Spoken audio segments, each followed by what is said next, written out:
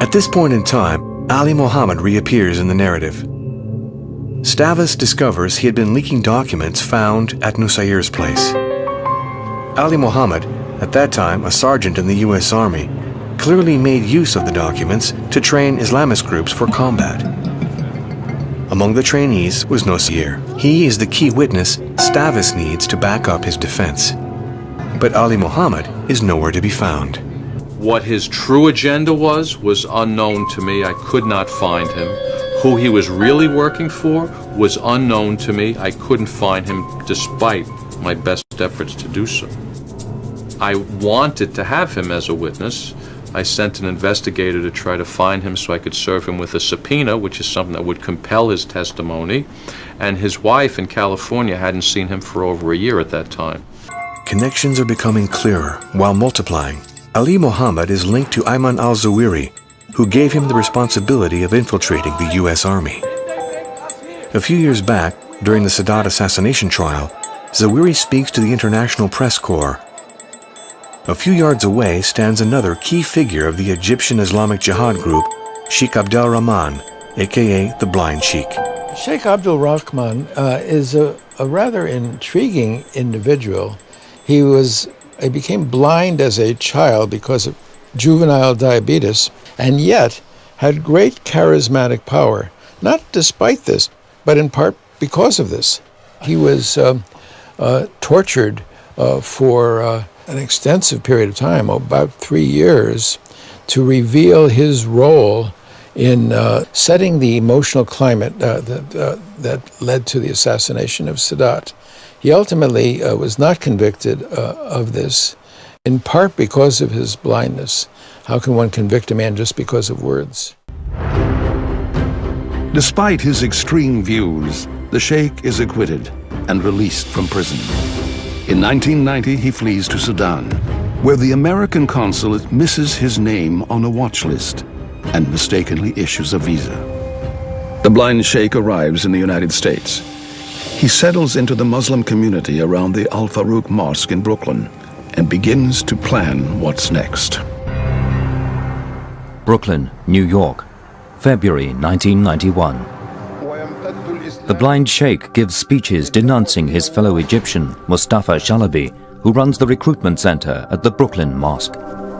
Both men are allies of bin Laden, but they disagree on how to use the money that Shalabi has raised for the Afghan jihad.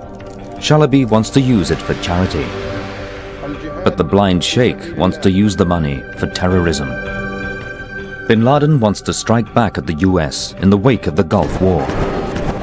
He is incensed that the US has established bases in his native Saudi Arabia, the Holy Land of Mecca and Medina. The Blind Sheikh's attacks continue. Shalabi decides that he and his wife should travel home to Egypt. On the day that Shalabi's wife is heading to the airport, Ali Mohammed happens to be in New York. He gives her a lift. March the 1st, 1991. A neighbor in Shalabi's Coney Island apartment building notices his door is open. Inside, Shalabi is lying in a pool of blood.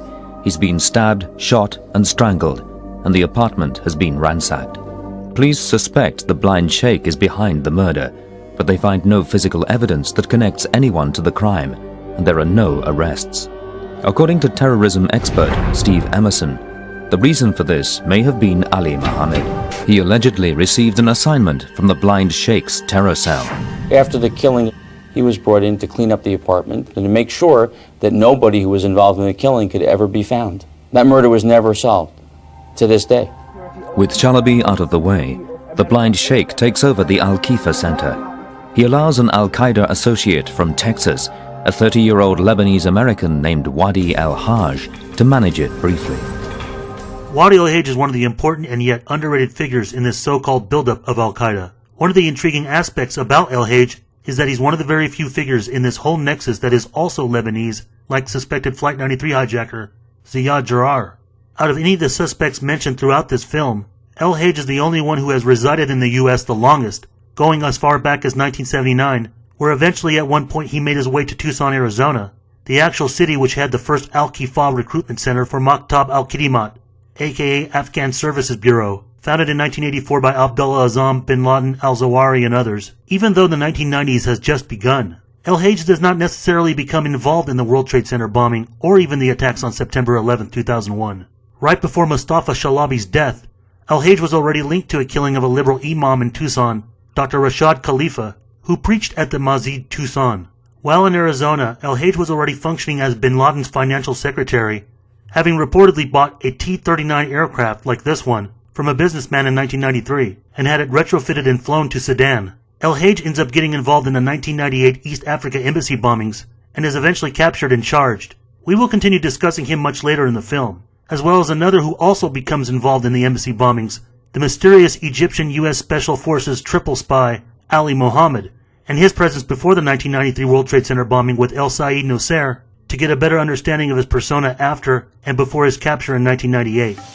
Ali Mohammed is indeed in California, but only a few FBI agents know about it. Remarkably, he has just accepted a dinner invitation from Jack Clunan, who is trying to use him. He was obviously very suspicious, and for good reason, because he knew what he had done over the years and who he was close to. So he showed up for dinner one night with a couple of agents and a very great assistant United States attorney named Pat Fitzgerald. And we talked to Ali that night, and I remember after the conclusion of our dinner and our talk, Pat Fitzgerald looked at me and said, with kind of a wry grin on his face, he said, "This is one of the most dangerous men I've ever met." And we decided that we needed to gain his cooperation because he was telling us all kinds of things. He was telling us he could vanish whenever he wanted. He had contacts overseas. He was sort of, in effect, operational. We thought at first it was all bluster, that he was just making these things up. But the more we dug into it, the more we realized that this was a very serious guy that understood the history of Al-Qaeda, understood what was going on in Afghanistan, had been in Afghanistan, had helped set up training camps, knew where the training camps were, and knew what the syllabus was for training Mujahideen, had been operational, and so we'd set out to gain his cooperation.